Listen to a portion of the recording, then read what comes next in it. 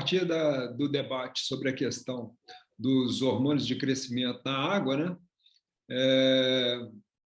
o Mauro levantou uma questão de trabalhos já anteriores que já pesquisaram isso aí. Talvez essa seja uma das razões de não encontrar trabalhos mais modernos nesse sentido, né, Mauro?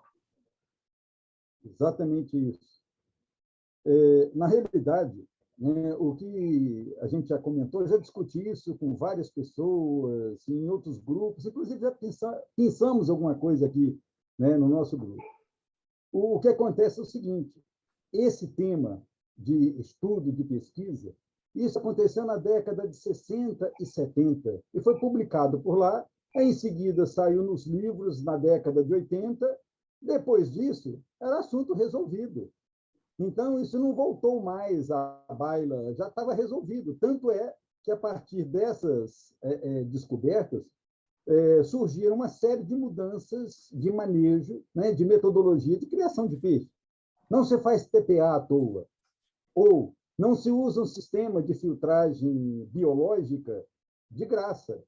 É para fazer uma série de limpezas, uma série de degradação de compostos, além dos resíduos, né, de urina e fezes dos peixes. O que acontece na realidade? Essa temática ela foi estudada e foi constatado o seguinte: quando você pensa em termos de crescimento de peixe, você tem algumas variáveis que trabalham em conjunto. Então, não é só apenas o peixe liberar hormônio de crescimento que ele vai crescer. Tem outros fatores envolvidos. Por exemplo, a gente detecta que as fêmeas geralmente são maiores do que os machos, numa população em geral. Por quê? As fêmeas, no processo de formação dos ovócitos, lá no ovário, a síntese de hormônio que estimula o crescimento. Por isso as fêmeas ficam maiores do que os machos, por exemplo. Né? Então, observa, lá no ovário sendo produzido hormônio que estimula o crescimento, que está fora todo da cadeia centrada de tecido nervoso. Né? Então, o que acontece na realidade? Vários fatores influenciam. Nós vamos pegar, bom, primeiro, a genética do bicho, o potencial dele de crescimento. Esse é um aspecto. Segundo, dieta adequada, ter uma alimentação que atenda às demandas do peixe, que vão permiti-lo expressar o potencial genético que ele tem. Terceiro aspecto, densidade populacional. Quanto maior a densidade populacional, maior acúmulo de metabólico. E aí começa a vir os problemas. Outro aspecto, né, hierarquia. Muito provavelmente, alguns de vocês já vivenciaram a situação de um determinado grupo, que tem um peixe que cresce muito mais do que os outros, você tira aquele peixe, já conversamos também a respeito disso, os outros disparam. Né? Então, só aí eu peguei 5 exemplos apenas, 5. O que acontece? No cômputo geral, o peixe dentro d'água, o que vai acontecer? Tudo aquilo que ele interage, ele libera, está na água. E aí eu volto no experimento que foi feito lá início da década de 70, que os alemães fizeram usando carpas, pegaram um conjunto de aquários e colocaram as carpinhas. Naquela época, o que estava estabelecido, o que era crível espaço limita o crescimento do peixe. Então, quanto maior o espaço, mais o peixe cresce e mais rápido. Então, o que eles fizeram? Montaram um conjunto de aquários, deixaram um grupo de aquários de água parada e, no outro grupo, água corrente entrando, saindo e indo embora. Depois do período experimental, as carpinhas que estavam no sistema de água corrente tinham o dobro do tamanho das carpas que ficaram no mesmo espaço, mas com a água parada. Bom, então, alguma influência tinha do ambiente aquático no desenvolvimento do peixe. Aí tem uma série de estudos feitos nesse sentido, e uma das descobertas muito interessantes em relação à densidade de população, nós já conversamos disso, o Minoro vai lembrar, porque ele falou a respeito do filho dele, o crowd factor.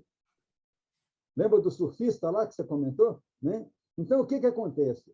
Quando você tem uma densidade de população muito elevada, O problema é tão exacerbado que os peixes começam a morrer.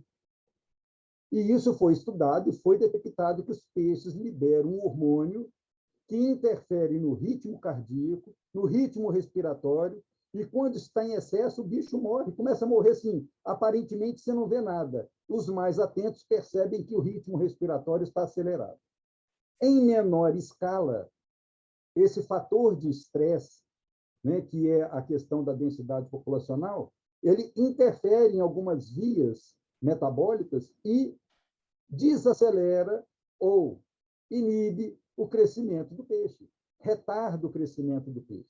Por isso que se faz troca de água, faz TPA, ou se usa um bom sistema de filtragem microbiológica para degradar esses compostos que estão na água. Eu me lembro que até mandei um artigo sobre isso, né? Até estava comentando com o Mário mais cedo, aí o Mário lembrou, não, você mandou o artigo, sim, parará. Então, isso já está documentado, é fato. Né? Tem vários aspectos envolvidos no crescimento do peixe e nos fatores de inibição. Eu citei 5, que são, para mim, os principais nesse contexto. Né? Lógico que neles, no Prodifector, está lá o hormônio sendo liberado, é um hormônio resultante de estresse e que vai comprometer, sim, o crescimento do peixe. Se esse comprometimento for muito acentuado, leva à morte dos peixes. E, às vezes, morre assim, de um grupo, morre uma batelada. Os mais sensíveis, eles entram num nível de estresse tamanho que eles param de alimentar, entram num ritmo frenético de respiração e batimento cardíaco, inicialmente, em seguida, eles têm uma depressão, uma bradicardia, e aí começa a morrer. E não se recupera, no geral. Já passei por essa experiência, inclusive, na prática, até eu descobrir o que era. Então, a importância que o Mário já falou várias vezes, não vamos trabalhar no limite, porque você não sabe qual é exatamente o seu limite, quer dizer, o limite dos peixes. Né? Então, trabalhar com a margem de segurança que não leve a um nível de estresse muito grande para os peixes. Estresse vai ter porque ele não está no ambiente dele. Primeira coisa. Né? Ele está no ambiente artificial. Então, algum estresse tem. Então, quanto mais a gente puder minimizar esse estresse, melhor para o peixe. Mas que o hormônio foi detectado, identificado, isso aí não tenha dúvida. Tranquilo? Clareou para todos? Aí você podia, Mário, depois colocar o artigo para o pessoal, né, desse Prodifector. Tem 300 artigos sobre isso. Mas um detalhe interessante, vocês vão ver a época da publicação desse artigo. Bom, o artigo é esse aí, e isso que a gente estava conversando mais cedo por telefone, e aí o Mauro estava explicando, porque isso aqui não está sendo estudado mais, porque isso aqui é de 1974. Então, é por isso que a coisa Já está resolvido, está consolidado. Já não tem já não é tão pesquisado. Agora, essa questão que você estava colocando, porque assim, o trabalho é longo e acho que não dá para a gente poder entrar em muitos detalhes aqui que foge do nosso objetivo. Mas eu acho que esse gráfico aqui, ele dá uma clareada geral nisso que o Mauro estava falando. No eixo X, a gente tem taxa de lotação, na medida que eles utilizaram. Aqui, ritmo cardíaco e aqui média de ganho de peso. Então, à medida que aumentam o número de peixes, cai o ritmo cardíaco, caindo o ritmo cardíaco, possivelmente, e é isso que deve ser o que o Mauro estava falando agora, o ritmo respiratório muda, porque fisiologicamente você vai ter uma compensação se o cardíaco reduziu, o respiratório vai aumentar para tentar compensar. E com isso aí os bichos estão desviando para outro canal a energia da alimentação, ao invés de ser para crescimento e ganho de peso. Depois o pessoal dá uma lida no artigo com calma. Se alguém tiver alguma dúvida, a gente pode papear a respeito. Né? Mas foram feitos vários artigos publicados nessa época. Isso foi década de 60 e 70. Tem 300 artigos. Agora, Mauro, para mim, o mais importante dessa conversa toda não é nem assim, acumula, não acumula, porque para mim o ponto que eu estou de olho nesse assunto é a questão da biodegradação. que foi essa a dúvida original da questão, porque assim, eu não posso abrir mão da TPA. E aí, a hora que eu visito o sistema do Mauro e vejo os peixes saudáveis, a água recirculando, mas passa numa, numa via de filtragem biológica, passa por outros micro-organismos, tem aeração, tem circulação, e eu estou vendo os peixes saudáveis, e o Mauro não joga água fora. E eu estou pensando em cada vez mais aprender a equilibrar mais o sistema dessa forma, não só porque o custo da água fica mais caro a cada dia, mas também porque nós temos um potencial enorme de doravante convivermos cada vez mais, não só com custos cada vez mais altos, mas até com escassez ou até interrupção de fornecimento. Então, assim, para poder dar continuidade nos criatórios, eu acho que é uma questão crucial aprender um pouco mais sobre esses processos biológicos, e isso que a gente já tem conversado bastante aí nos últimos tempos, principalmente além do sistema de circulação do Mauro, até com a aquaponia do Fábio também, e depois, inclusive, nós tivemos uma oportunidade Aquaponia Sim. MS. Isso. Aquaponia MS, que, assim, eu acho que aquele ali é o caminho. Mas, assim, a regulagem, a gente está falando, sempre na minha cabeça vem uma mesa daquelas de DJ que tem uma centena de botões e que eu não tenho a menor ideia de como que eu vou mexer naquele tanto de botões, e que você tem que estar mexendo em vários botões para poder conseguir regular o negócio. E aí é que a minha leitura é muito pequena para poder... Você conseguir chegar no ponto de equilíbrio do sistema. Hoje, os sistemas de recirculação estão aí, pô. Né? E aí, a gente volta na questão do sistema lá do Tubifex e dos Black Worms do Mauro.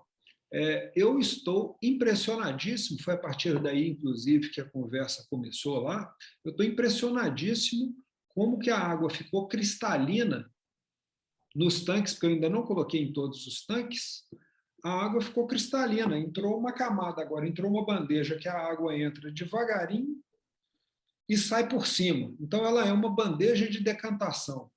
Isso mudou completamente a água dos tanques dos peixes, e os peixes mudaram o comportamento. E aí eu achei legal aquela informação também que o Ângelo trouxe, de uns trabalhos mostrando que tem, e faz todo o sentido, do ponto de aderência e de fixação de outros organismos vivos serem as partículas em suspensão, né? Exatamente. Quanto mais se aumenta a superfície disponível, né? Superfície de contato disponível, né? Mais você vai ter... Bom, depende, né? Você pode ter mais problemas se você tiver patógenos, por exemplo, que se colem, né? Por adsorção de superfície mesmo, né? Colagem mesmo, nessas partículas, né? E quanto mais reentrâncias elas tiverem, sobretudo, normalmente essas partículas são argilosas, né? São argilas, né? E essas argilas, elas têm a capacidade de absorver por colagem e também quimicamente, né? Então, às vezes, elas seguram os compostos ali, e aí que está o problema, porque quando elas seguram, o que acontece? Qualquer variação físico-química no meio possibilita, às vezes, a liberação disso. Às vezes está aprisionado numa partícula ou em superfícies, no substrato, por exemplo, né? E se você oscila um pouco, por exemplo, as condições de pH ou mesmo potencial de oxidação-redução, né, o EH, você às vezes disponibiliza para a água. Ela volta a estar em solução, né? Ela solta da partícula, vamos dizer assim, e volta para a solução. E dependendo da partícula ou do patógeno, né, isso pode gerar um problema, desequilibra, né, o sistema de uma certa forma, né? Então, grande parte dos problemas que a gente vê em sistemas naturais, né, lagos, por exemplo, ou mesmo rios, né, se deve a isso. Às vezes, variações bruscas, né, às vezes com influência, grande parte das vezes, quando você tem essa variação brusca, às vezes se deve à influência do homem, né, por algum motivo, né, um despejo de algum efluente, ou etc. E isso desencadeia esse processo. E num ambiente pequenininho como o nosso, né, uma caixa d'água, um aquário, uma coisa assim, isso é fatal, né, uma boa parte das vezes, né. Você desestabiliza o sistema todo muito rápido, né, questão de poucas horas, né, e aí gera um problema. Agora, só para comentar, Mário, o que você colocou um tempo atrás, numa das nossas reuniões, a gente tem uma complexidade muito grande, já pensando só nos peixes, né? Quando você, quando você junta com a aquaponia, que é algo extremamente interessante, instigante, né? E que eu acho que tem um potencial muito bom, né? Para, inclusive, ajudar a estabilizar esse sistema, como a gente está comentando, você começa a adicionar variáveis, né? Cada vez mais, né? E aí vem aquilo que nós também já comentamos uma outra vez, né? Eu acho que grande parte das nossas experiências pessoais aqui, que a gente, né, nas nossas criações, né, talvez com exceção do Mauro, que já estudou isso, vamos dizer assim, de maneira mais profissional, né, ao longo da carreira dele, tinha sempre vínculos com essa área, etc., é muito empírico, né? É muito empírico, né? No fundo, nós temos poucos dados de monitoramento contínuo do sistema, né? Eu acho que, na medida que a gente aumenta essas variáveis, nós não temos saída, eu vejo assim, a médio prazo, a não ser tentar automatizar e ter medições de parâmetros, né? Para tentar, talvez isso não seja válido para o público geral, né? Mas quem está buscando uma criação talvez mais profissional e com esses quesitos, né, talvez envolvendo a aquaponia, etc., eu acho que pelo menos durante uma fase do processo, ele vai ter que ter um controle desses parâmetros físico-químicos, né, do sistema, porque senão o empirismo aí vai levar a uma mortandade, vamos dizer assim, vai ficar aquele tentativa e erro aí durante um bom tempo, né, até chegar num equilíbrio razoável e, às vezes, sem saber muito bem o que está acontecendo no sistema, né? Lógico que nem todos têm essa condição, vamos dizer, né, de monitorar isso, né? Eu falo isso, sobretudo, porque nos aquários de água salgada já existem, né, muitos sistemas de criadores que têm uma automação, né, muito intensa, né, para poder controlar minimamente os parâmetros, né, que a complexidade da água salgada, pelo menos eu acho, muito maior, né? Qualquer desequilíbrio é uma tragédia, sobretudo se o sujeito está trabalhando com corais, né? Você está fazendo criação de corais, né? Agora, isso tem um custo embutido, os equipamentos estão diminuindo muito de preço, né, nos últimos anos, né? Assim, apesar da desvalorização da nossa moeda, né? Mas os equipamentos, de uma maneira geral, eles estão caindo muito. Eu acho que a tendência é a gente ter controles mais contínuos, né, disso. Só uma observação do que você comentou outro dia, Mário. Vou aproveitar e fazer uma pergunta que eu só vi algumas plantas aquáticas que fazem isso muito bem feito, como a ninféia. Como hoje tirar, por exemplo, o nitrato? Tá? Que é uma coisa que poucos aquaristas medem. A gente aprendeu no olho, né, e com a TPA que a gente remove ele, mas qual o método mais eficaz, digamos assim, seria a própria aquaponia, algum outro tipo de planta para fazer essa remoção e diminuir a questão da TPA? E isso que eu vejo assim a longo prazo, para tirar de sistemas pequenos, o nitrato, para mim, é um dos vilões aí que muitas vezes ninguém vê.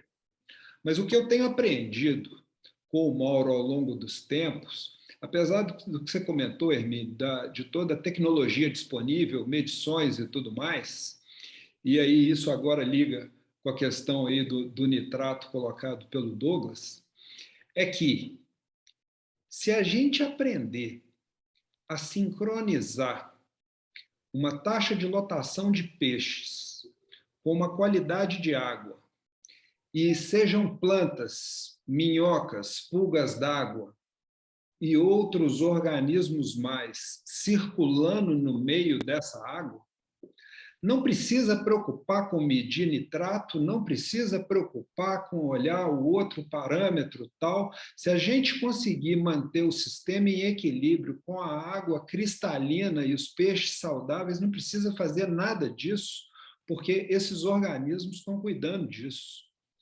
E foi exatamente por essa questão, vou até compartilhar para as outras pessoas poderem ver aquele vídeo de onde partiu essa conversa toda. Esse aí é o fundo da bandeja, as minhoquinhas aí no fundo da bandeja, e isso aí é o que elas estão comendo, do que sobra da deposição, com mais excrementos delas, e elas ficam misturadas. Você acha que tem uma quantidade aí, mas tem 10 vezes o que a gente está vendo. Elas estão emboladas naquela poeira. E aqui eu quero dar uma parada antes de ir nos peixes ali. Ó. A hora que você está perguntando, Douglas, cadê esse nitrato? O que está acontecendo com esse nitrato? As plantas não vão tão bem, não, porque os peixes não deixam e fica roendo até o toco. Mas olha a cor das paredes. A água está límpida, completamente transparente. Acontece que isso tudo que está verde aqui está consumindo nutrientes e os peixes comem essa beirada o tempo inteiro. Se eles não estão indo atrás da ração, eles estão beliscando aquilo ali o tempo inteiro. Agora, o Mauro, além disso que a gente já viu aqui, o Mauro ainda passa pelas pulgas, ele passa por outras etapas. E foi justamente essa questão que ligou na conexão do assunto todo lá no grupo, porque aí a hora que a pessoa pega e fala assim, pois é, mas e os hormônios acumulando na água?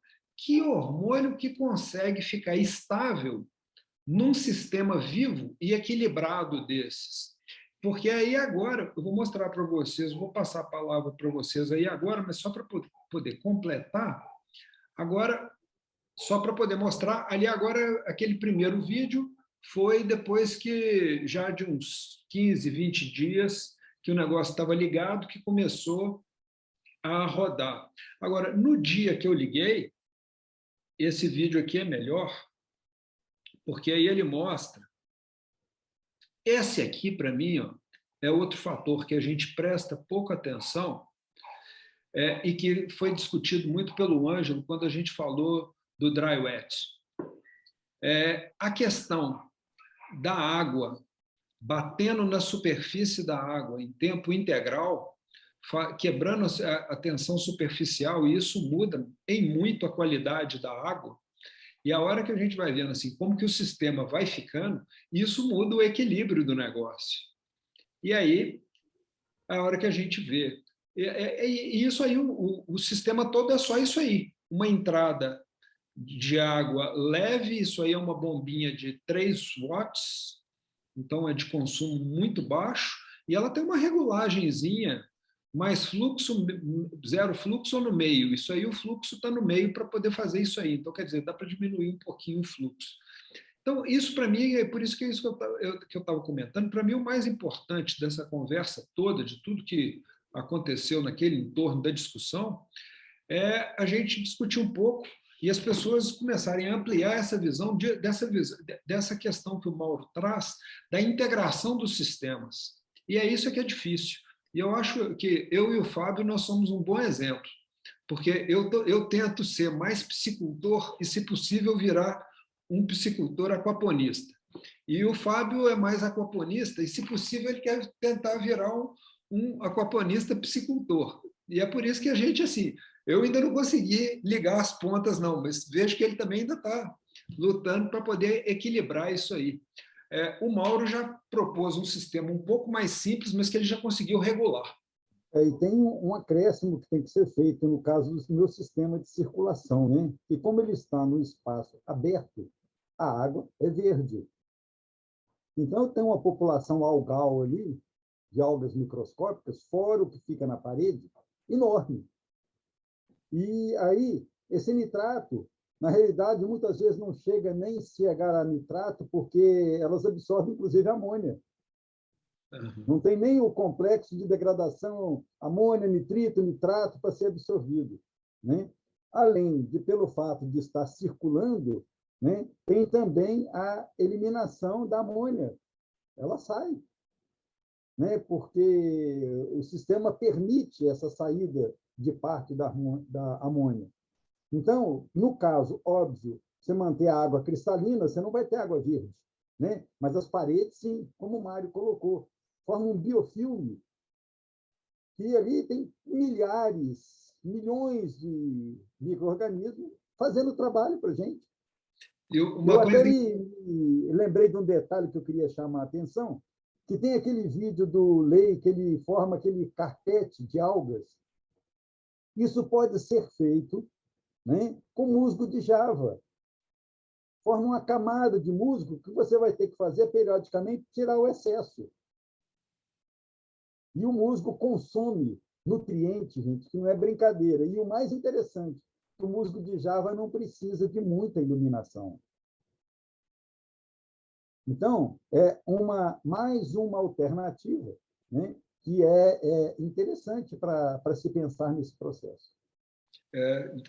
Só para poder finalizar, contar para vocês uma coisa engraçada. Tem um rapaz que trabalha com a gente aqui em casa, que na manutenção lá dentro dos peixes, né? E quando ele começou, ele ficava assim, mas não é para eu limpar essa parede verde, não? Ele achava um absurdo que ele estava limpando e que estava ficando tudo verde. Não, você vai com a mangueira, só onde você vê tem aquele bolinho marrom ali assim que está em suspensão.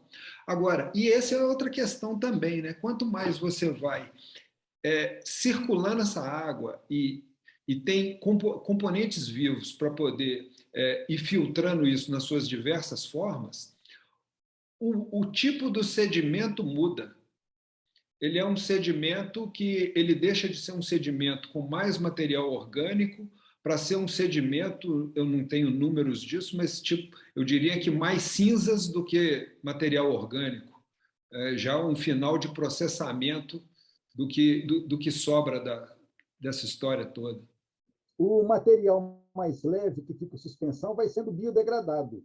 O que é mais denso tende a acumular em determinados espaços. Aí fica mais fácil de você limpar. Uhum, também.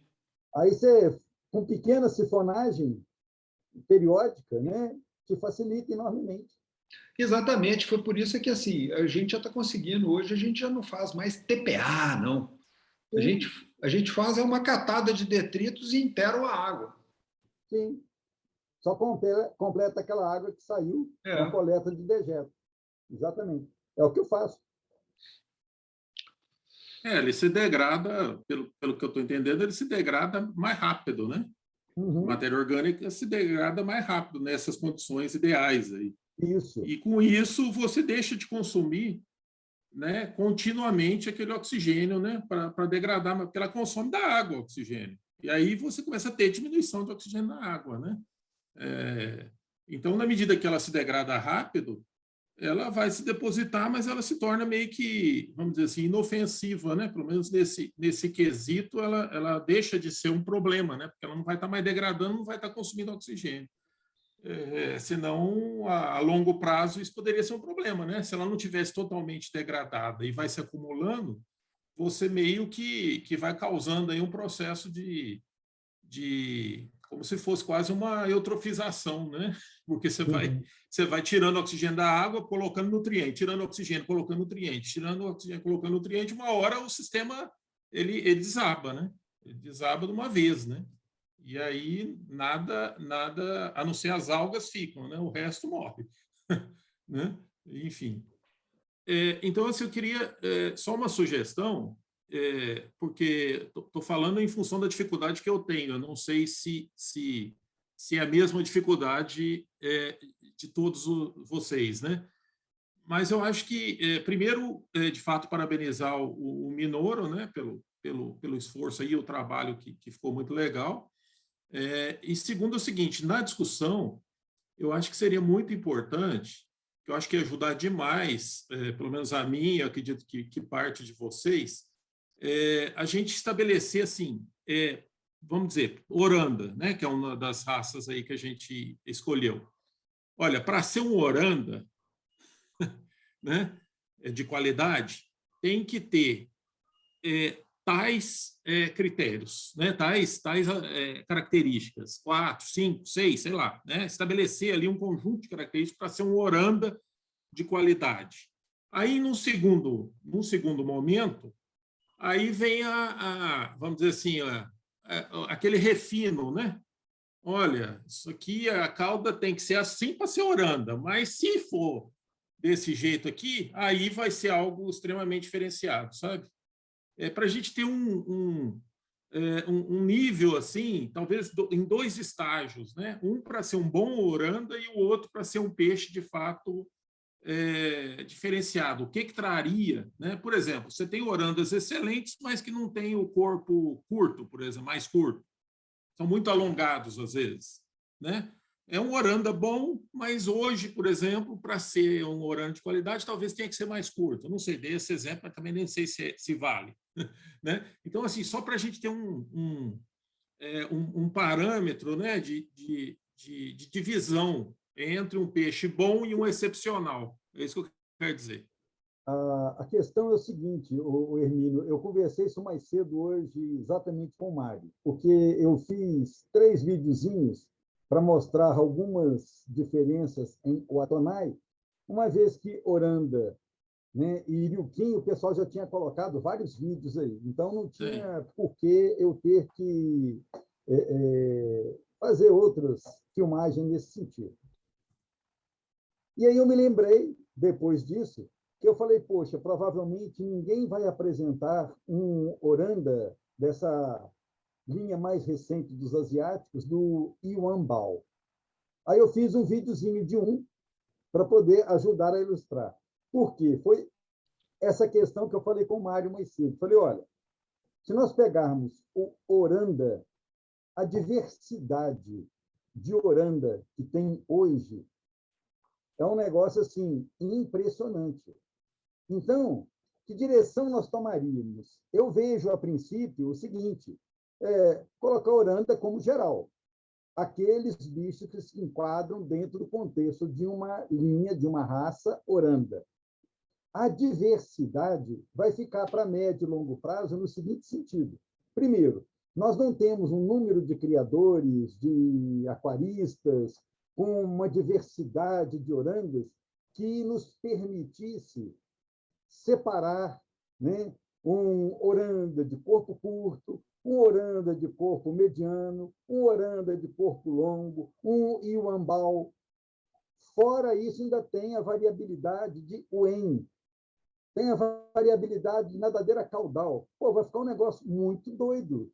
E nós estamos muito no início. Então, a ideia era que nós trabalhássemos no geral para, a partir daí, para frentemente, como diria o Dorito Paraguaçu, né, a gente poder, tendo no futuro criadores com linhas bem definidas, aí sim aprimorar padrão de acordo com a variedade dentro da raça. Lembra que eu coloquei isso, até pedi o Minoro na época, quando ele fez esse documento, vamos definir o vocabulário para não gerar dificuldade de compreensão. Então, cada uma dessas é uma raça, igualzinho cachorro. Agora, quais variabilidades, né, quais variedades nós temos dentro de cada raça? Se nós pensarmos em termos de morfologia, em termos de pigmentação, proporcionalidade de tamanho, como nós estamos muito no início, eu acho que nós podemos trabalhar o aspecto geral e ir aprimorando em médio e longo prazo. Porque vai ficar praticamente impossível uma tarefa assim, absurda para a gente conseguir fazer tudo de uma vez. Não sei se isso vai de encontro ao que você está pensando e sugerindo. Sim, Mauro. Não, na verdade vai de encontro, sim, não vai contrário de maneira nenhuma. Já que você falou em cachorro e você tem a Akita, eu vou dar um exemplo, talvez, né? Por exemplo, um bom Akita, ele tem que ter o rabo sobre o dorso. Ele tem que ter o rabo dobrado, né? Curvo sobre o dorso. Ponto. É um bom Akita. né? Mesmo que a pontinha do rabo caia um pouco para a lateral direita ou esquerda, etc., né? Mas ele tem que ter aquele contorno do rabo, né? Ok. Agora, se você tem um cachorro que você tem o rabo só pendente, né? Não é um bom Akita. Eu estou nesse nível com relação aos peixes. Uhum. Né? Eu preciso saber o que é um bom oranda, né? Ou um bom. Então, são prerrogativas, né, que você tem de características da raça que são essenciais. Aí depois você tem esse refino, que lógico que não dá para refinar, né? No caso dos peixes, a diversidade é monstruosa, né? Não, né, nesse caso aí não daria para a gente refinar tudo, concordo perfeitamente com você. Mas a gente precisa agora dividir isso, pelo menos, sabe? Falar, olha, eu preciso saber o que é um bom oranda. O que eu preciso? Eu preciso ter a cauda assim, assado. Eu preciso ter o en de tal tamanho. Eu preciso ter o corpo medianamente, não pode ser longo igual um cometa, por exemplo. Sei lá, eu preciso ter essa base, sabe? A partir daí, o refino, concordo que é impossível a gente fazer isso, né? Assim, né? O objetivo nosso nesse momento não pode ser esse, né? Porque a gente nem tem peixe nem para mostrar, na verdade, né? Para discutir, né? Então, assim, por isso que eu falei, você vai sim, a gente está falando mais ou menos na mesma lógica, né? Acredito eu. Então, Hermínio, eu acho que o que você está falando aí é um negócio muito interessante. Até eu lembrei de uma frase de um professor meu também, que ele fala que o bom é inimigo do ótimo, né?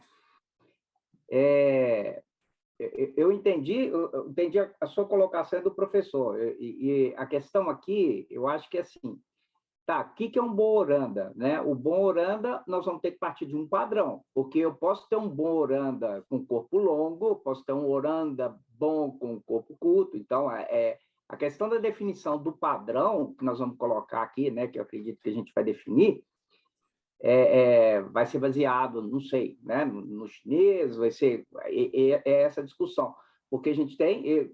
Já pensou, sempre que aparecer um oranda bonito aqui, a gente vai classificar ele aonde, né?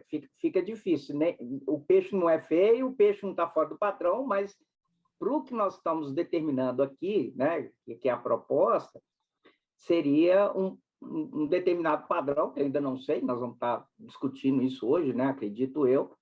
E depois, sim, nessas ramificações mais para frente, a gente, agora já podemos, tem um criador aqui que ele tem um determinado tipo de oranda que é mais comum e tal, aí nós vamos partir para isso, ou vamos pegar lá de fora também um oranda que tem um corpo mais longo e tal. Realmente é um ponto muito bom que você levantou, né? Mas eu acredito que, como o professor falou, é o bom inimigo do ótimo aí, porque a gente vai ter que partir de um padrãozinho, né? Nós vamos definir qual o padrão que é do oranda aqui que a gente vai avaliar e tudo, e seguir, né? Mas realmente tem uma variabilidade gigante, né? O professor mesmo tem uma linha antiga aí de corpo longo, né, professor? A gente já falou sobre ela, eu tenho aqui em casa também uns orandas com o em bem desenvolvido, outros com menos, mas corpo longo, cauda longa, cauda bonita, mas não é o padrão hoje, né? E aí acho que vai ficar para o segundo plano, né? Não é a questão de padrão, é a questão do modismo. Padrão você vai ter para cada uma delas, dessas variedades, se for o caso de ser construído, existe, né?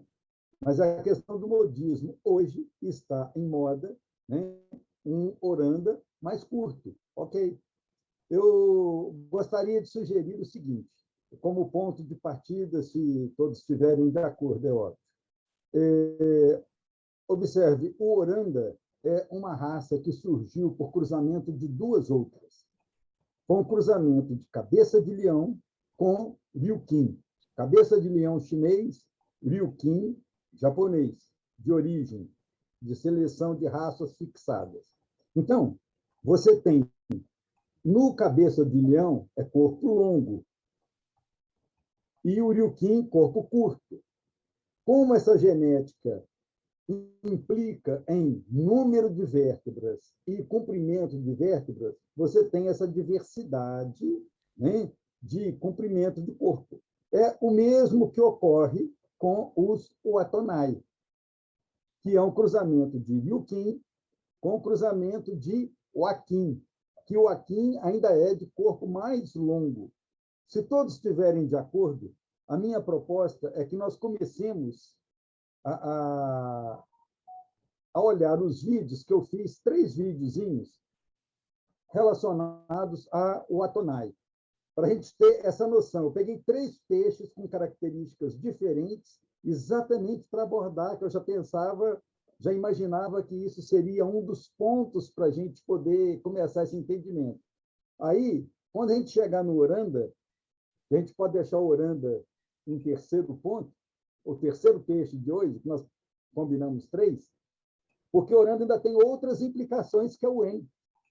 Está aumentando o número de variáveis, ok?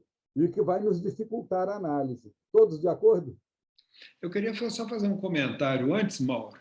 Eu acho, sabe, em cima do comentário do Hermínio e do Sérgio, dada a diversidade, eu acho que a pergunta de vocês, para mim,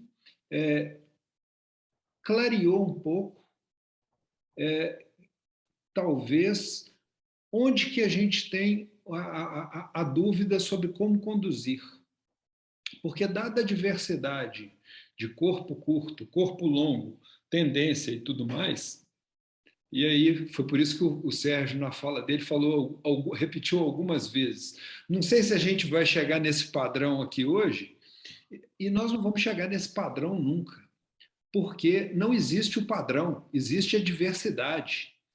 Então, em cima da diversidade, mas eu acredito que a gente vai ter que debater um pouco mais para poder chegar nisso, mas o que clareou para mim um pouco foi o seguinte: a partir do momento que a gente determinar critérios, defeitos de conformação valem tantos pontos, formato valem tantos pontos, porque nós vamos ter que criar um jeito de comparar um Oranda cauda curta com um Oranda cauda longa. Porque esse é o nosso universo, porque não cabe a nós falar o seguinte: você de cauda curta qual que tem menos defeitos que é o melhor peixe, não, porque senão a gente volta para a preferência do juiz. É justamente essa questão que eu acho que muda a chave do negócio. E é por isso que eu acho que a gente vai ter que se basear em modelos de quem já testou pesos diferentes para essas variáveis. Porque é aí que a gente entra para um sistema de pontuação e a gente está pontuando um peixe em relação ao, não é em relação ao outro, é em relação a um sistema de pontuação. Tais qualidades pontuam assim, tais defeitos pontuam assado, e aí é isso que nos permite comparar, porque a gente não vai ter um padrão, o da tendência. Então, assim, com isso a gente sai fora da moda. Tem uma pessoa que está criando peixes mais longos e ele gosta de peixe mais longo, o trabalho dele é com peixes mais longos, continua. A pessoa não tem que mudar a tendência do que ela faz porque a moda agora é outra. Porque justamente o fora de moda volta na moda em algum momento no futuro, né? As modas mudam. Mas faz sentido isso aí, Hermínio, Sérgio, Mauro? Faz muito, Omar, mas ainda eu acho que vai ser... a gente vai ter que achar o meio disso que você falou, e eu concordo. Nós vamos ter que achar o meio, porque não dá para comparar, porque aí vai ficar na mão do juiz mesmo. Eu não posso comparar, por exemplo, um Oranda de corpo longo com um Oranda de corpo curto numa mesma exposição. Ele vai ter... Aí a gente tem que começar a separar. Claro que pode, claro que pode. A hora que você chega num final de um best in show de campeonato de qualquer espécie, seja de beta, de guppy, de king, de disco, você compara animais completamente diferentes, esse vai ser primeiro, esse vai ser segundo e esse vai ser terceiro. E é exatamente por causa disso é que a gente está comentando em vários momentos, porque a gente vê em vários momentos assim que a discussão tende assim, bom, então vamos bater o martelo aqui para ver como é que fica. E não tem jeito de bater o martelo. Tem que debater mais, tem que conversar mais. É exatamente por causa disso, Sérgio. Você não tem o padrão pronto e você vai comparar a batata com tomate para poder falar se é batata que vai ficar na frente ou se é tomate. Se fosse só comparar batata com batata, estava muito. Era docinho de leite. Esse é o desafio. Por isso que eu, viu, Mário? Por isso que eu comentei que o corpo longo e o corpo curto, né? Para ser um oranda de qualidade, tem que ter alguns quesitos que é a base, né? E isso não pode fugir de nenhum deles. Exato. Né? Todos eles têm que ter. Agora, as características mais particulares, comprimento da cauda ou alongamento, etc., aí vai entrar naquele quesito que semana passada a gente comentou, eu mesmo falei do equilíbrio do peixe, o peixe está... Né? Aí vem aquela coisa mais subjetiva, né? que a gente começa a migrar do que é objetivo para o campo subjetivo, né? Dificulta um pouco mais, né? Porque fica um pouco em cima da análise do gosto, né? Das pessoas, vamos dizer assim, né? E que faz parte, né? Faz parte do julgamento. O gosto faz parte do julgamento, né? O juiz está lá, ele tem ele dentro de tudo que ele conhece, espera-se que seja uma pessoa com experiência, ele vai ter uma tendência do ponto de vista de gostar mais de uma coisa do que de outra, isso é natural. Agora, essa parte, vamos dizer assim, que todos eles, todos os orandas ou todos os watonai têm que ter, é isso que eu acho que, pelo menos, é o que eu quero absorver mais nesse momento, porque eu não tenho esse alcance ainda do detalhamento, sabe? Da variabilidade. Eu preciso solidificar, né? Interiorizar o que é fundamental, né? Aí depois esse refino, aí ao longo do tempo, que é o processo natural de entendimento, eu acho, né? Estou falando mas acho que todo mundo que vai começar a criar precisa passar por essa fase inicial de entendimento e depois ir para o detalhamento, o refino, a diversidade, né? Vamos dizer assim. Isso que você falou também, Hermínio, eu acho muito legal isso, porque para uma avaliação, a gente tem que ter um mínimo de subjetividade possível. Para mim, a gente tem que estar amarrado a padrões, como você mesmo comentou. Porque tudo bem que o gosto tá ali dentro, mas se a gente for... aquele ali é o mais bonito ali para mim, aí vai ficar meio complicado. Né? Isso é muito interessante que você colocou. Tem que ser menos subjetivo possível. Né? Nós temos que ter critérios, né? Por isso que eu falo, isso vai render mais, porque é extremamente difícil você comparar animais diferentes. Não sei o disco, igual o Mário comentou, mas assim, se eu tenho um oranda corpo longo e um oranda corpo curto, se eu for comparar, os dois ali a mesma coisa, eu acho extremamente difícil. Porque então, como é que você cria um padrão para peixes completamente diferentes? É isso que eu estou te falando, sabe? Porque você não vai comparar o oranda de corpo curto com o oranda de corpo longo. Você vai defeitos de corpo. Esse aqui tem um corpo mais harmônico, esse aqui é mais assim. A cauda, se ela é curta ou se ela é longa, se ela tiver uma dobra, ela perde ponto. Então, independente se ela é curta ou se ela é longa.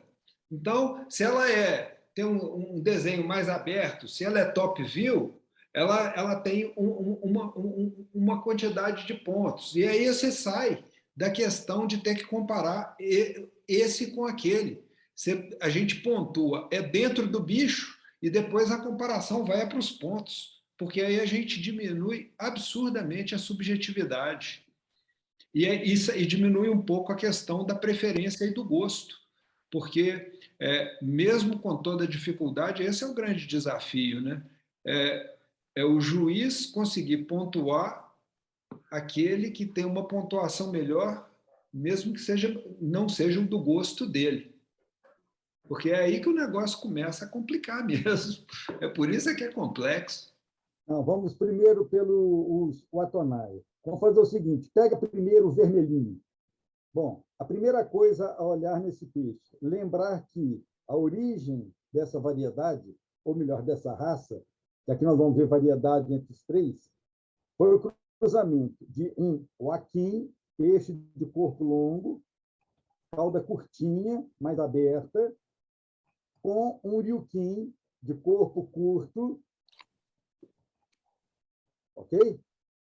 Mas era o Ryukin daquela época, não era o Ryukin de hoje de cauda curta, mas também de cauda longa, ok? Por isso dá comprimento de cauda nesses bichinhos.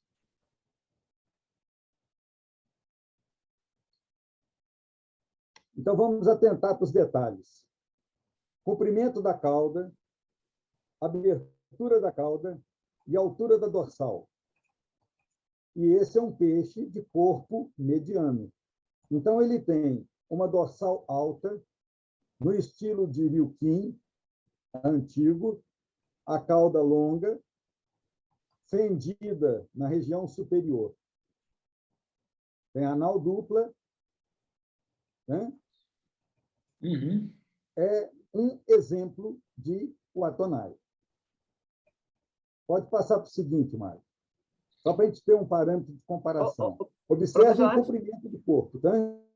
Antes de passar para o próximo aqui, deixa eu só fazer uma pergunta nessa imagem. A dorsal dele está começando praticamente no meio do peixe. É uma característica, é isso mesmo? Vamos ver os outros vídeos antes de eu responder? Tá bom. Só para a gente ter parâmetro de comparação. Tá? Agora, nós temos aqui um Atonai albino. A questão, eu estou deixando de lado a coloração. A cauda, observa a dorsal, o formato que é diferente do anterior e o comprimento do corpo do bicho. Nós não vamos discutir corpo por enquanto, vamos discutir só a característica anatômica. Tá? O terceiro, Mário, por favor. Hermínio, esse daí é um daqueles peixes que veio daquela época da compra lá com o Denis, tá? Achei até que era o meu. É igualzinho um que eu tenho aqui. Bom, observem que a dorsal desse peixe é a mais baixa de todos, é a mais próxima da dorsal que caracteriza um Joaquim. Ele tem um ligeiro pouquinho de hump, que os outros peixes não têm, ok? E ele tem um defeito que o Mário já comentou. Vocês estão vendo no nadar aí a cauda? Uhum. O lobo inferior direito é torto. Isso, torto. É. Então, nós temos aí 3 peixes que estão no contexto, esquecendo a coloração, né? Os 3 peixes são Atonai. Um pouco mais longo, outro um pouco mais curto, dorsais diferentes. Observa agora o Atonai aqui, nesse quadro. Observem o Joaquim e o Ryukin. E olha o bicho intermediário que deu. Então, nós temos possibilidade, em termos de comprimento de cauda, uma variabilidade muito grande. Vocês viram nos 3 peixes ali. A altura do corpo também. A altura da dorsal também. E aquela questão que você perguntou, ô Sérgio, da dorsal mais lá atrás, olha o Joaquim como é que é. Sim. Percebeu? Então, Sim. nós temos uma variabilidade gênica que permite combinações as mais variadas. Vocês devem se lembrar que eu comentei há algum tempo já, que quando eu comecei a construir a minha linha de Ryukin, eu parti de Watonai. Por quê? Era o que eu tinha. Naquela época, eu não estava tendo acesso ainda a Ryukin, então eu comecei escolhendo o quê? Os peixes que eram um pouquinho mais alto, que eram um pouquinho mais curto, e vim selecionando. Hoje eu tenho uma variabilidade já com os bichinhos até razoáveis. Perceberam a variabilidade que pode ter nisso? Aí eu pergunto o seguinte: né? Se é um cruzamento de duas raças razoavelmente distintas, e observem que aqui, inclusive nesse desenho, o Ryukin nem tem tanto ramp, que isso foi sendo selecionado ao longo do tempo. Se nós pegarmos os livros mais antigos, né, o Ryukin de livros chineses é esse padrão que está aqui nesse quadro. Já os Ryukin de livro japonês, o ramp é muito mais alto. Por quê? Porque os japoneses trabalharam isso. Então, o Ryukin moderno hoje, o corpo curto, um ramp elevado, podendo ter cauda curta ou cauda longa. Aí a variabilidade. Aí nós estamos vendo aqui questões anatômicas. Nós não temos a necessidade de, neste momento, hoje, né, fechar qualquer proposta, porque a gente nem tem essa proposta, ela tem que ser construída. Eu estou apresentando possibilidades de variabilidade dentro de um dado cruzamento. Que direção você toma? Que direção vamos caminhar? Então, nós vimos aí 3 exemplos. Então, no último peixe, ele tem um defeito razoável no lóbulo inferior caudal direito, que, como diz, o compromete. Se nós pensarmos em termos de dorsal, um daqueles peixes tem a dorsal mais aproximada do padrão característico do Atonai. O outro foge já para o padrão, a morfologia do Joaquim. Ok? Então, nós temos, se fôssemos comparar esses 3 peixes, né, qual que seria o melhor? Então, nós vamos ter que criar esses critérios, como o Mário falou, colocar numa tabelinha de pontuação e ver falhas e acertos para ver qual deles é o melhor. Olhando pela raridade, né? O albino. Será? Ok? Será? Inclusive, se olhar mais atentamente, um deles tem um pequeno desequilíbrio nas nadadeiras anais. Eu não sei se você vai conseguir ver no vídeo aí, porque o Jacu aqui não é nenhum expert em. Né? Pela raridade, seria o albino. Pela dorsal, seria o vermelho.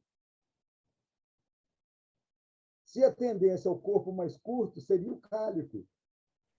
Olha a dificuldade, se nós não tivermos um critério bem definido. Pela abertura de cauda, o vermelho tem maior abertura de cauda e mais comprida do que o albino.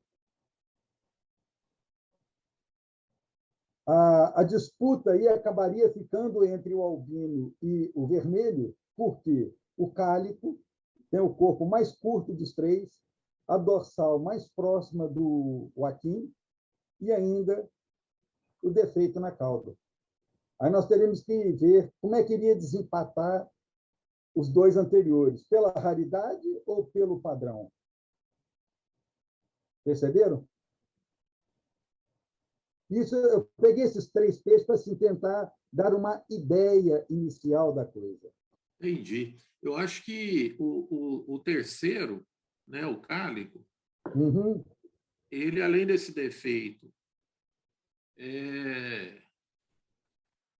pensando, porque ele tem um ramp aí já, né? Então, eu acho que também isso para o Joaquim, eu acho que está um pouco exagerado, sabe? Né? Para o Joaquim, para o Atonai, né? Ele está exagerado, né? Sim. Então, ele de fato, ele não é um Ryukin, e nem mas também nenhum Atonai. Ele fica aí nessa, né? Nesse meio. Agora, entre os 2 de cima, eu acho que aí é que está, né? É uma escolha que aí que entra na subjetividade do ponto de vista o que o juiz vai pontuar mais. A raridade do peixe albino, né? Apesar de talvez ele fugir um pouquinho, né? em algum quesito, né? Ou tecnicamente, talvez o peixe, tecnicamente, talvez o Atonai mais característico seja o vermelho aí, né? Assim, tecnicamente. Agora, é aí que entra naquele ponto, né? Da subjetividade, né? Ele vai valorizar o albino. Depois. Oi? Você vê o conjunto, vê qual está mais harmônico. Pois é. O Atonai mais típico, apesar de ser a cor mais comum, a meu ver, é o vermelho. Né? Porque, inclusive, o albino tem a cauda mais em pé, e a Pois cauda do aquim é mais caída, então tem que ficar no meio do caminho.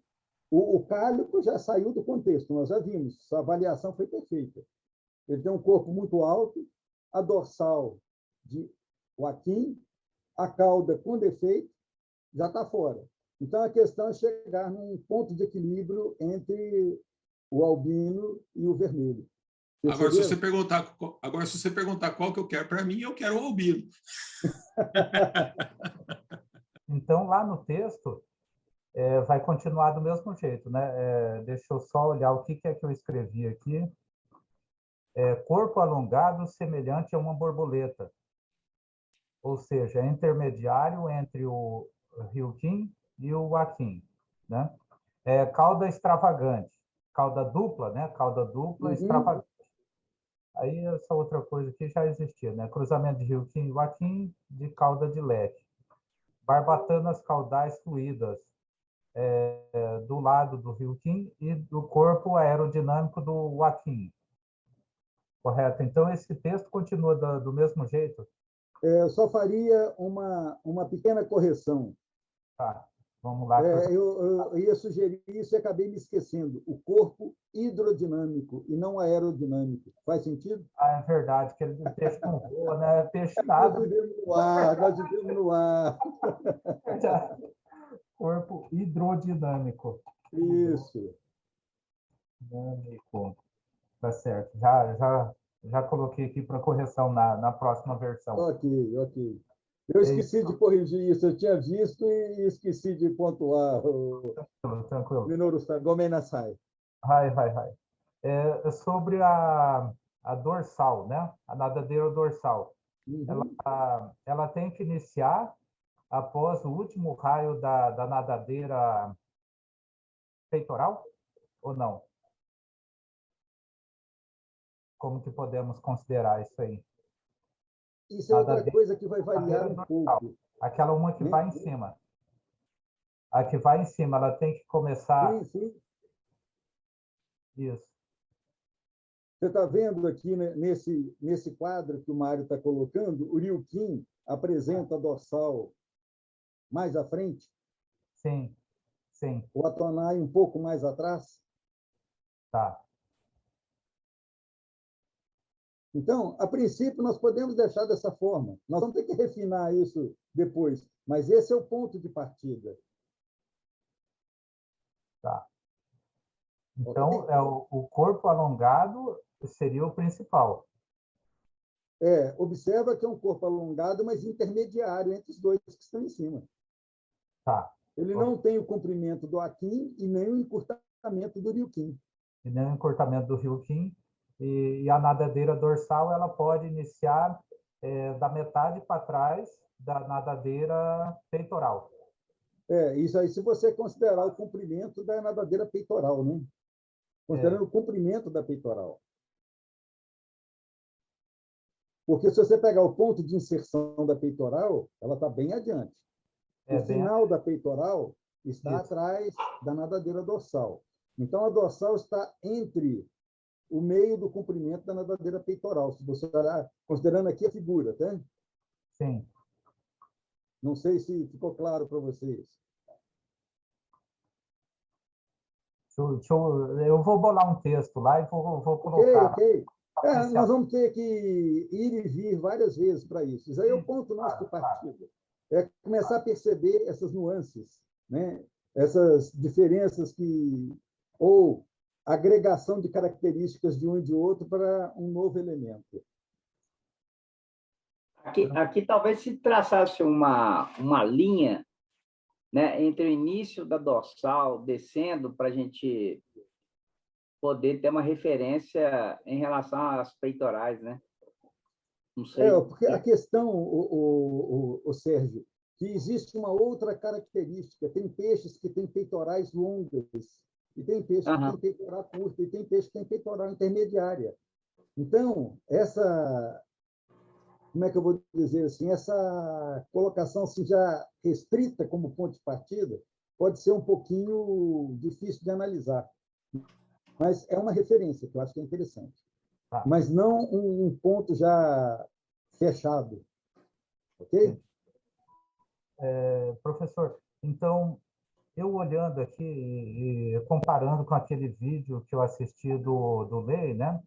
O Lei ele faz uma circunferência no corpo do rio Quim, né? E traça lá 2 linhas paralelas, faz, né? Eu fiquei imaginando o seguinte: praticamente seria um ovo, né? O rio Quim.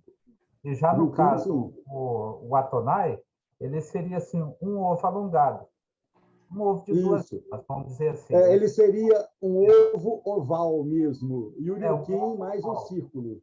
Isso. Aí poderíamos assim dizer que seria quanto à relação da altura e comprimento, seria assim 1:2, 1 de altura com 2 de comprimento, seria uma relação ideal para ter um Atonai mais característico, vamos dizer assim, um corpo mais alongado, né? Então seria assim, 1 de altura, né? Ele teria 1 de altura, mas teria 2 de comprimento. Que aí seria um corpo alongado. Seria semelhante a um cometa, né? Seria semelhante a um cometa, porém de cauda dupla. Mas o cometa ainda é mais alongado do que o Atonai. A gente podia, o Minoru-san, não se preocupar muito com essa medida agora. Agora à medida que nós formos construir esse padrão de pontuação de cada peixe, sim, a gente ver mais peixes dentro de cada raça para a gente poder fazer uma análise mais refinada. Como ponto de partida hoje, se quiser, não tem problema nenhum. Mas acho que a gente vai ter que refinar um pouco mais isso, ver um pouco mais de exemplos para dar essa comparação. Ok? Eu entendo que a gente possa estar um pouco ansioso para já ter mais critérios, mais definidos, mas nós estamos começando a engatinhar ainda. Sim. Né? Eu sugiro que a gente vá com um pouquinho mais de calma e, se possível, vendo mais peixes, analisando mais peixes, para nós chegarmos a uma definição desse contexto. Mas, como ponto de partida, acho bastante razoável a sua leitura. Dar antes de engatinhar, cair no chão, né? Certo, é isso aí. É isso aí mesmo. Mauro, uma outra coisa que foi levantada, aqui eu não consegui uma definição boa. Talvez aqui vai ficar melhor. Num daqueles vídeos lá asiáticos, acho que o Ederson publicou, aquela questão, mas se não me engano lá foi para o Ryukin. Essa questão de onde termina a dorsal e se isso encontra ou não com a caudal, isso pesa em termos de seleção? Olha, o que eu acho mais importante, né, se você comparar esses 2 peixes, aí já dá uma diferença, porque no albino a dorsal dele é mais curta. No vermelho a dorsal é mais longa, então ela vai um pouquinho mais adiante. Né? O mais importante não é isso, é a questão do pedúnculo caudal, ter defeito na região do pedúnculo caudal. E, às vezes, você tem o peixe, no final da dorsal dele, dá uma depressão. Em alguns peixes apresenta essa depressão que não é desejável. É como se a dorsal tivesse tido um pequeno encurtamento no final e altera a linha de dorso do bicho. Se a linha de dorso estiver perfeita, contínua, legal, a inclinação, sem problema. Variabilidade do comprimento de nadadeira.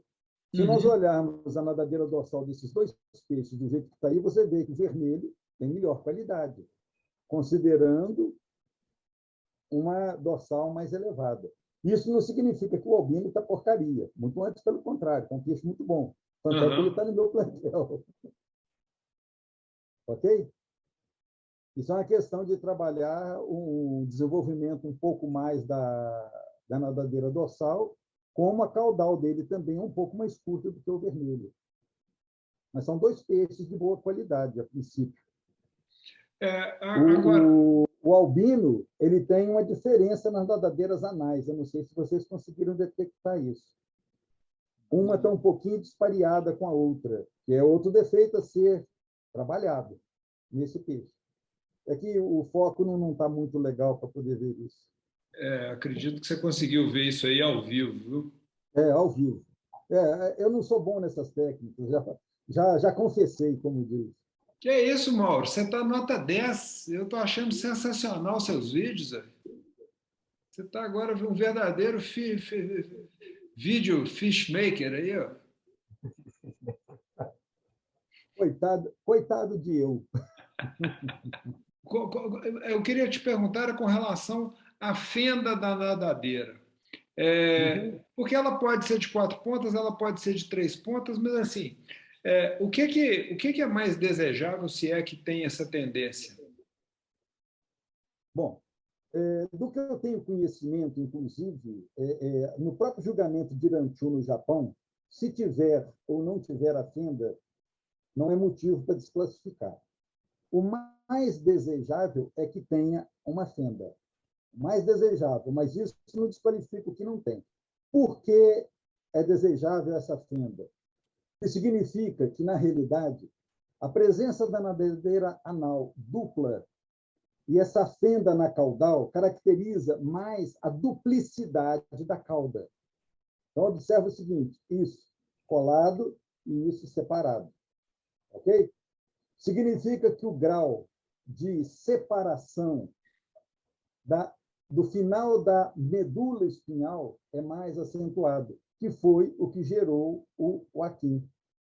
Então, alguns preferem uma maior abertura nessa fendidura, né, que caracteriza um grau mais avançado de duplicidade da caudal.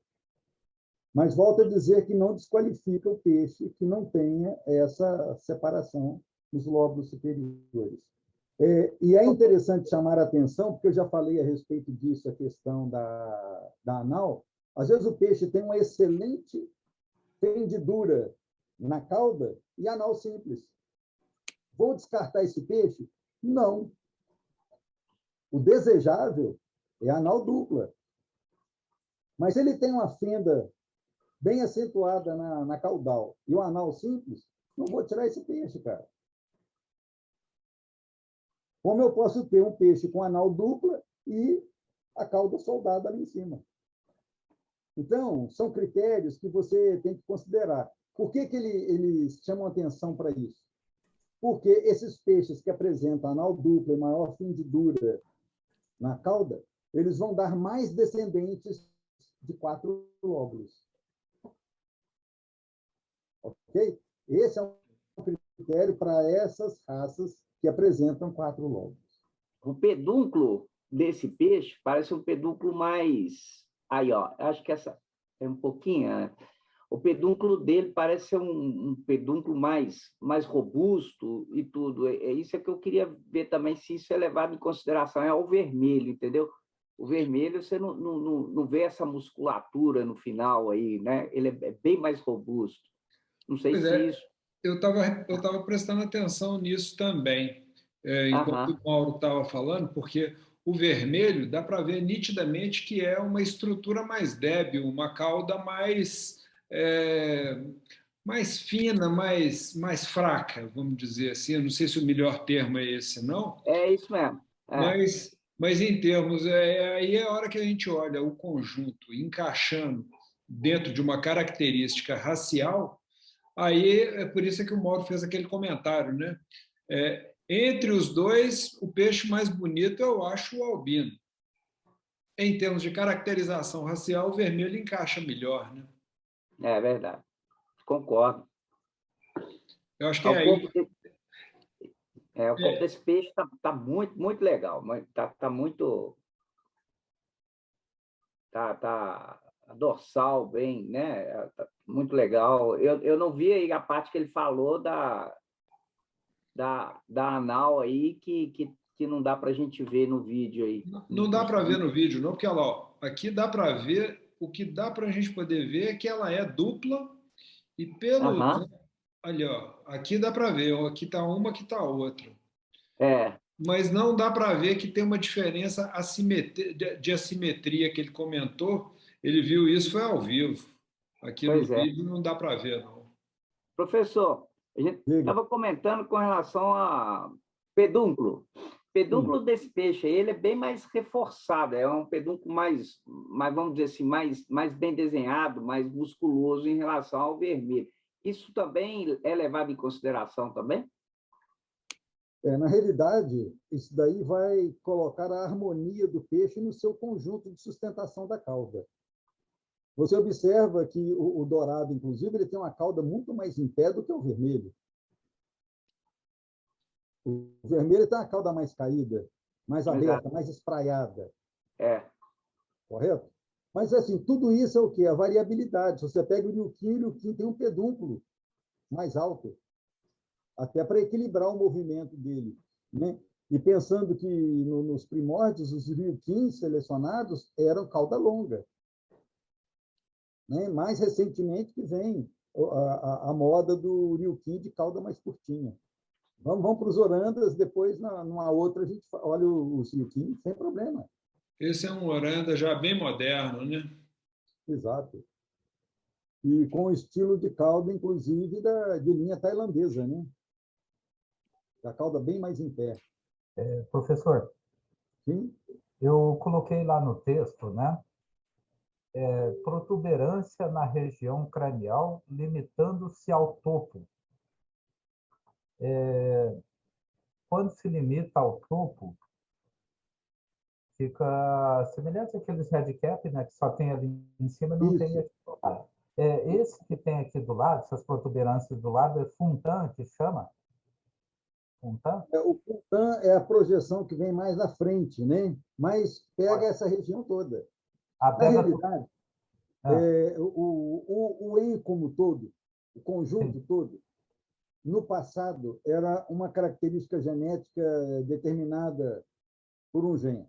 Posteriormente, houve uma separação, dividiu em dois e ficou a região infraorbital e outro gene para a parte mais apical. tá. Quando você tem o contexto que é a característica do red cap, que também é chamado de cabeça de ganso, ele só tem epitelioma no alto da cabeça, ele não tem na região infraorbital. Isso aí é outra característica que separa grupo de oranda em relação ao UEM. Percebeu que vai aparecendo cauda, coloração, UEM, comprimento de corpo. Então, é o conjunto final que vai nos dar o peixe, vamos dizer assim. Tá, então, ela não significa que não é desejável, né? Ela é desejável também.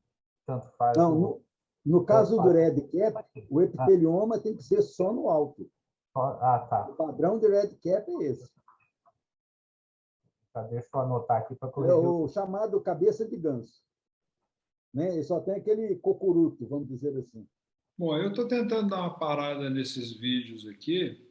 Eu acho que o objetivo de colocar esses peixes não é para a gente poder fazer uma análise profunda se esse ou aquele, sim discutir os pontos principais do que observar, o que é desejável e o que é bom evitar, né?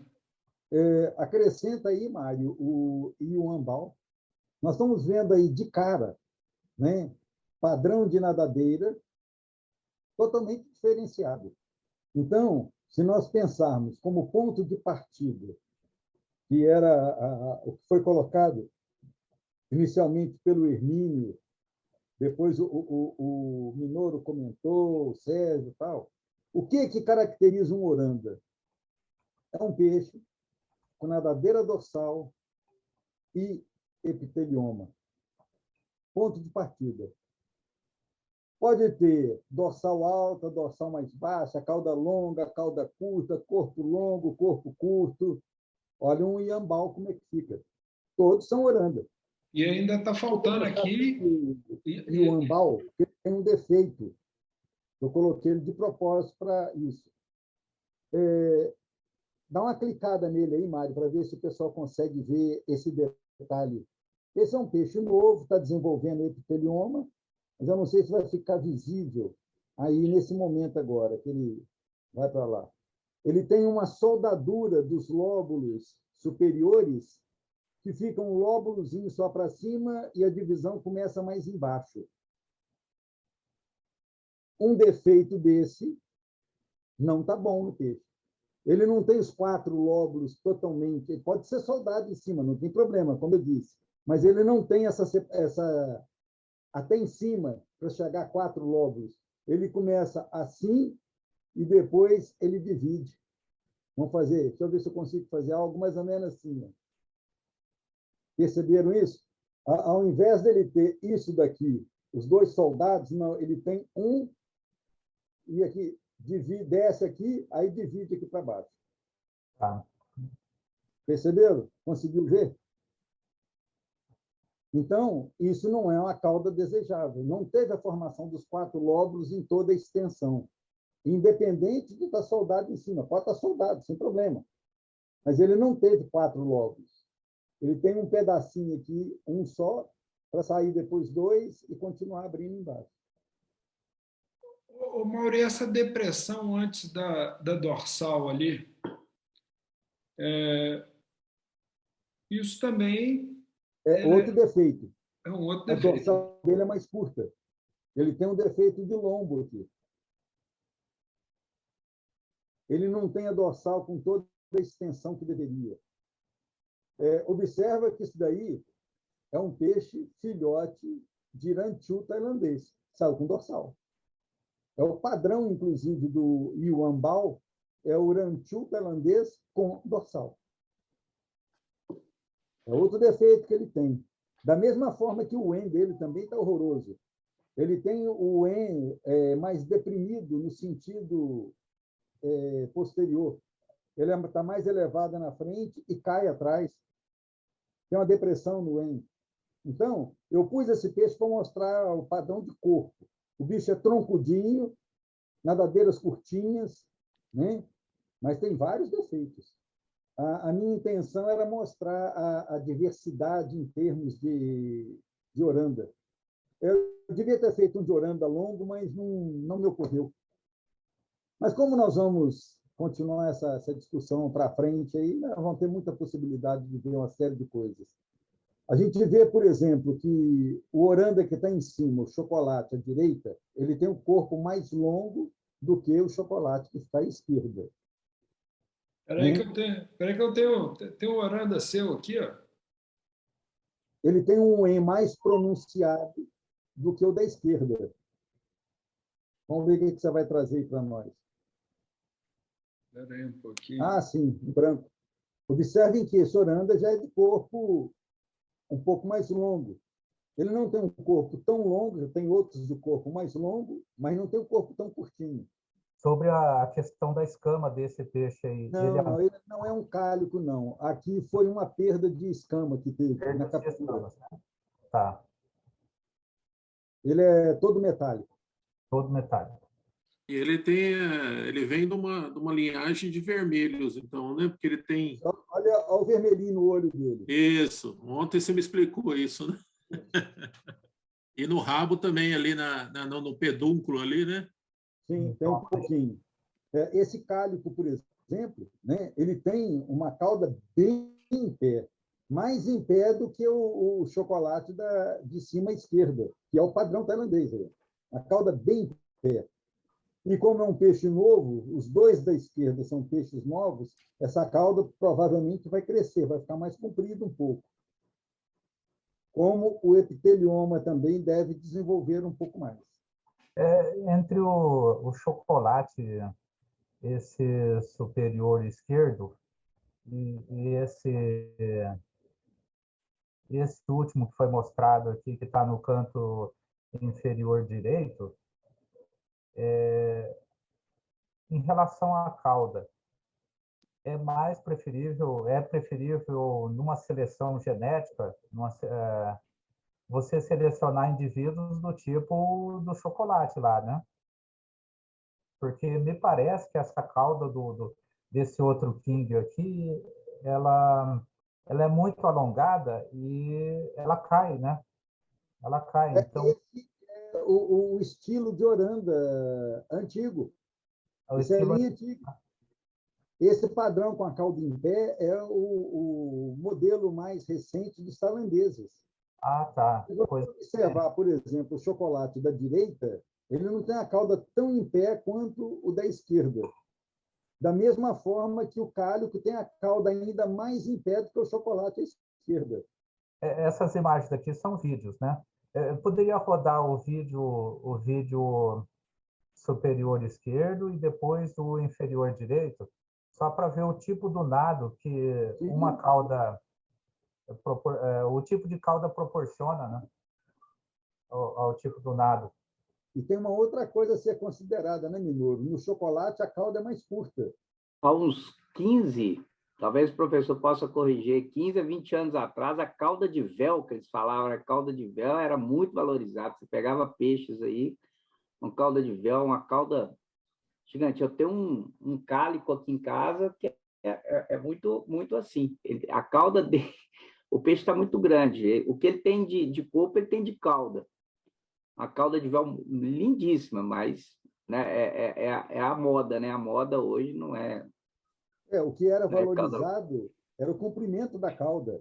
Eu tenho é, peixe que a cauda dá 1,5 vezes o comprimento do corpo. do corpo, né? Quando você pega, por exemplo, um fênix, que é da linha de Seibum, que é um sem dorsal, mas de corpo longo, a cauda é 1,5 vezes o comprimento do corpo. E o corpo é longo. Então, são padrões, né? São características raciais que vêm de tempos em tempos, vai mudando o gosto de cada um, né?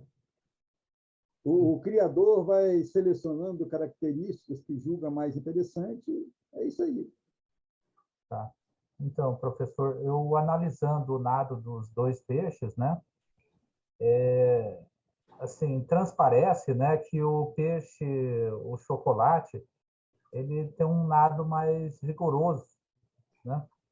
Enquanto que o outro parece que tem um nado mais débil, né? Assim, parece assim, folhas de papel se mexendo na água que a qualquer momento vai romper.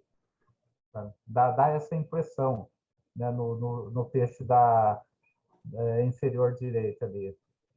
Sim, Aí eu penso assim, do ponto de vista de você trabalhar com melhoramento, na minha opinião, se eu tivesse que escolher entre um e o outro, eu teria que escolher esse chocolate em detrimento do outro, porque entra lá para o futuro, né, e parece que está virando um modismo meio grande, a questão do bem-estar animal.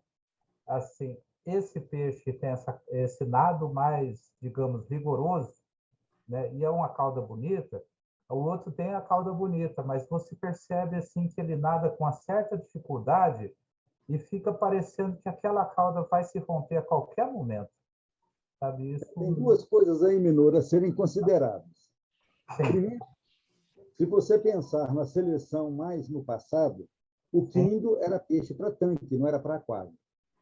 certo, concordo. Você considerando um tanque e comparando esses dois peixes, você pode observar que no peixe branco, que está com a cara amarela, né, a nadadeira ventral ela é longa, a do chocolate é curtinha. A cauda é muito mais longa do que a do chocolate. Então, para vista em um tanque, como diriam os pueblos de habla espanhola, né, é uma bailarina. Eles chamam o king, inclusive, de bailarina. Então, para ser visto em tanque, esse visual de cauda longa e de nado mais rebolado é muito mais interessante, ao passo que o chocolate é para vista lateral em aquário. Percebe que são duas tendências distintas? Sim, Então, é tudo a questão de gosto e o direcionamento que você vai dar, correto? correto. O peixe não tem, vamos dizer assim, dificuldade de deslocamento. Ele é mais lento para uma vista superior, ele é muito mais interessante. É aquilo que eu já comentei, inclusive, anteriormente. Correto. Você pegar um ranchu tailandês ou um ranchu chinês e comparar em vista lateral com o ranchu japonês, não vai dar. Da mesma forma, se você for olhar top view, o ranchu japonês não dá para ser comparado com o ranchu tailandês e chinês, porque o visual do ranchu japonês é por cima, é a cauda aberta, quase que na horizontal. Então, é a questão de foco. Em que direção eu quero caminhar? Ok? Não resta dúvida que, de acordo com a morfologia do peixe, né, ele vai ter maior ou menor facilidade de nado. Não vou discutir. Você pega, por exemplo, a raça Jikin, ou Dikin, para ser mais correto na pronúncia japonesa, o Dikin, né, são 4 lóbulos, mas eles são abertos assim, ó. Deixa eu ver se eu consigo apresentar aqui. 2 para lá, 2 para cá. Para o nado do peixe, é complicado. Se você pensar num tossaquim com aquela cauda daquele tamanho, é um peixe mais lento, é para ser visto por cima. Então, são características raciais. A gente pode dizer o mesmo se nós formos comparar, por exemplo, com um cachorro. Você pega um boxer, né? É uma raça que tem um problema acentuado, vamos dizer assim, no aspecto respiratório, em função daquele focinho curto. Mas é uma raça que foi selecionada, né? Então, esses critérios são de épocas, de localidades. É muito difícil você, como diz, interferir nesse contexto, né? Paciência. Fazer o quê? Né? É a questão do gosto, né? É o modismo que vai mandar no mercado, né? Então, Uma mas coisa eu acho, é você trabalhar em função do mercado. Sim. mas eu acho que Outra coisa é o profissional que você gosta. a gente chegou aqui num exemplo sensacional, na minha opinião. Porque finge que aqui a gente está numa exposição e agora a gente está. Finge não, nós estamos numa exposição de orandas. Essas aí são as nossas entradas. E qual o critério que a gente vai utilizar para pontuar esses orandas? E é aqui que eu acredito que está a grande questão, é a gente colocar. Porque, assim, isso é inegável, esse oranda mais claro aqui, a hora que a gente olha para o estilo de nado, é um estilo, esse aqui é outro estilo de nado, é outro estilo de nadadeira. E justamente para a gente não ir para a questão preferencial, eu acho esse aqui mais bonito. É que a gente precisa ter um sistema de pontuação. Como é que a gente vai pontuar? Nadadeiras, as caudais, a dorsal, as ventrais, como é que isso vai ser pontuado, formato do corpo e tudo mais. Porque aí é que o negócio que eu acho que a gente tem condição de ir para os pontos. Então, assim, de cara, esse aqui eu acho que ele seria excluído por causa dos defeitos que nós já comentamos. Uhum. Então, ficou para trás ali. E aí é que entram as questões das pontuações, de onde que tem. Eu estava vendo todo o debate hoje e ficava pensando o seguinte: eu acho que talvez um critério já deve ter alguém que usa esse critério em alguma exposição por aí.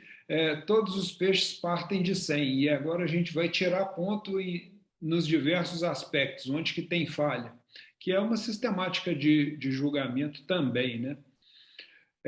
Esse oranda aqui me chama a atenção, o pedúnculo desse peixe. A força disso aqui e possivelmente por causa dessa cauda avantajada dele, o bicho é um halterofilista ali, né? Coloca o cálico para nadar um pouco. É outro estilo de peixe, né? Sim, sim. É outro estilo, é muito bonito, mas é outro estilo. Pois é. Coloca Aí é. um pedúnculo mais forte agora para nadar. Esse aqui? É. Vamos ver ali, parece que a dorsal dele tem uma dobrazinha, né? Tem sim. Tem um defeitinho na dorsal. Pois é, isso que eu olhei agora. Caída para o lado esquerdo.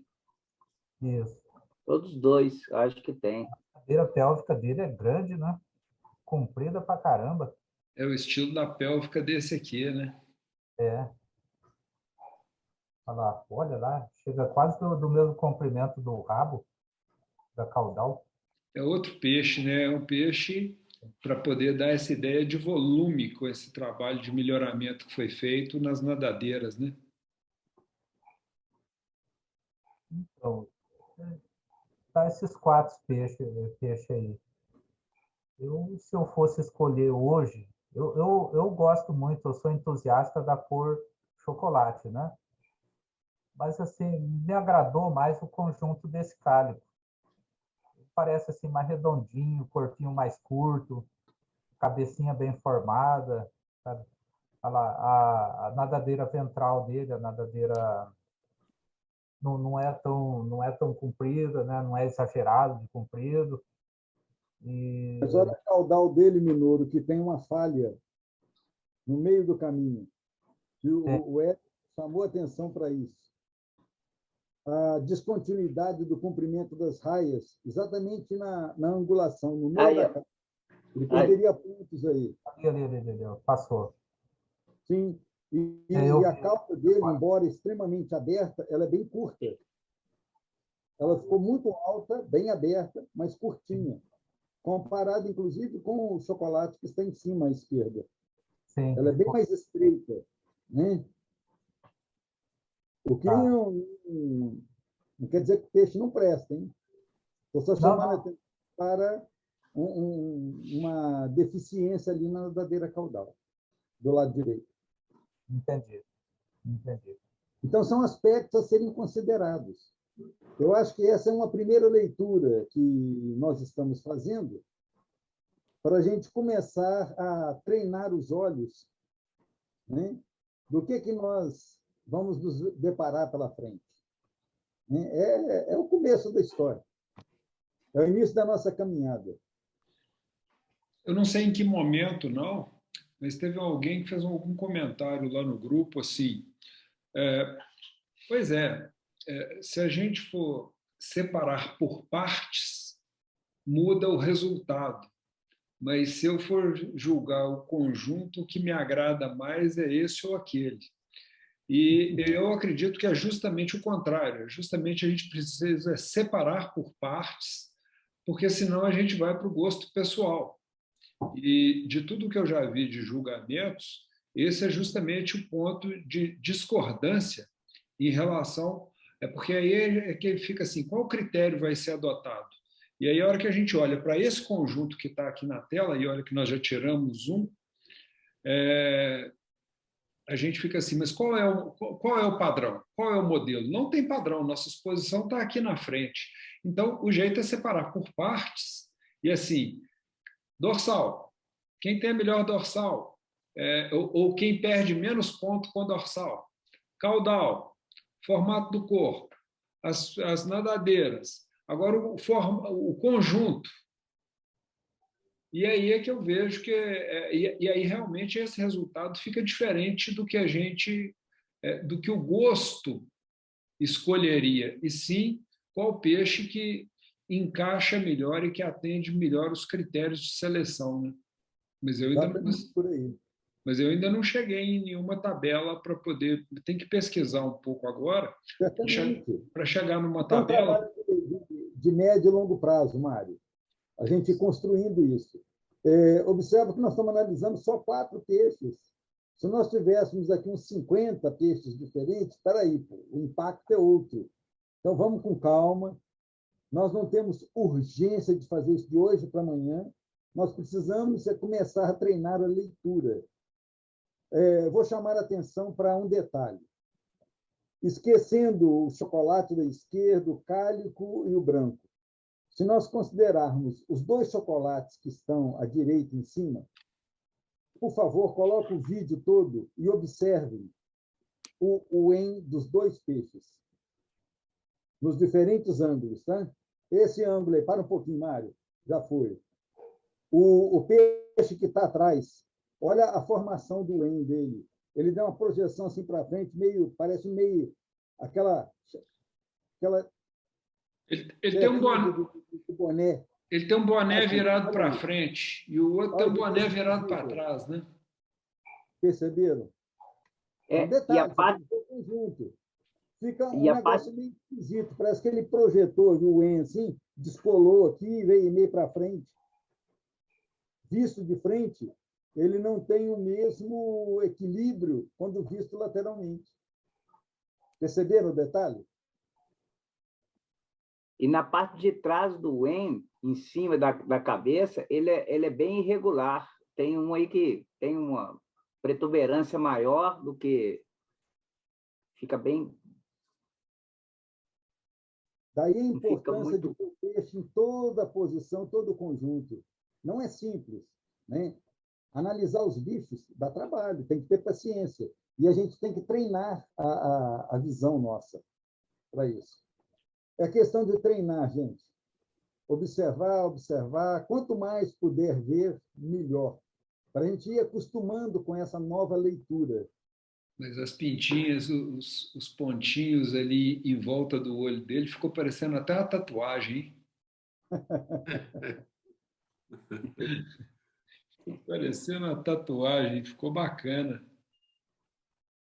Bom, esse é o nosso ponto de partida, né, para nós iniciarmos esse treinamento de leitura em termos de observação do que nós vamos nos deparar pela frente. Gente, eu acho que a gente podia agora, era o seguinte, a gente dá uma procurada aí nessas próximas 2 semanas. Eu vou procurar para ver se eu encontro algumas tabelas, para ver assim, como que eles dão pesos para essas proporções. Porque eu acredito que os pesos aí, a gente aproveitar a experiência de quem já experimentou diferentes pesos é bem melhor do que a gente partir do achismo e a gente arbitrar um valor qualquer, porque acho que a gente podia pegar depois, era para a gente poder fazer um treino. Bom, agora, e se a gente fosse pontuar com base nesses critérios, esses mesmos peixes? Uhum. Bem eu acho que a pontuação, a dificuldade, na verdade, é o seguinte, por exemplo, né, pegando esse oranda tailandês, né, que estava na lateral superior esquerda, e o branco, né, que estava abaixo à direita, um é um padrão mais tradicional, mais antigo, né, com a cauda, com características de um peixe dessa natureza, né, mais antigo, tradicional, e o outro é o padrão mais moderno, tailandês, com cauda em pé, muito bonito também, etc. Então, nós vamos ter que saber o que é melhor dos diferentes padrões, porque você vai ter que pontuar. Esse peixe branco, por exemplo, a comparação com o outro, você tem que analisá-lo dentro do padrão tradicional, né? O que ele tem de defeito, entre aspas, para tirar ponto. Eu acho boa essa ideia de partir de 100 e tirar ponto, né? Dentro do padrão tradicional. E o outro você tem que tirar ponto dele dentro do padrão tailandês. A comparação só é possível dessa forma, né? Isso aí. Não existe outra. Não dá para comparar um com o outro usando o mesmo padrão. Isso não existe, né? Você tem que você tem que discriminar isso, né? Isso, ao mesmo tempo que é muito enriquecedor para nós, traz uma complexidade maior, né? Que você tem que conhecer mais de um padrão, né? Vamos dizer assim, né? Mais de uma variedade, né? Exatamente isso. Por isso que não podemos ter pressa, temos que trabalhar com calma e ir entendendo essas variabilidades dentre as variedades para a gente poder construir a proposta. Eu acho que foi assim uma ilustração inicial, até mesmo para a gente ter noção da dificuldade que é fazer isso, que não é tão simples assim. Eu não posso chegar e distribuir ponto. Não é isso, né? A pontuação vem para permitir caracterizar melhor determinados aspectos. Essa é a questão. O pessoal estava muito ansioso, né, de criar um nível de pontuação. Não, cara, a coisa não funciona bem assim. Vamos com calma. Vamos olhar mais, analisar mais, e aí sim a gente começar a fazer uma proposta de pontuação e considerando o que o Mário falou, daquilo que já existe hoje, para a gente não ter que reinventar a roda.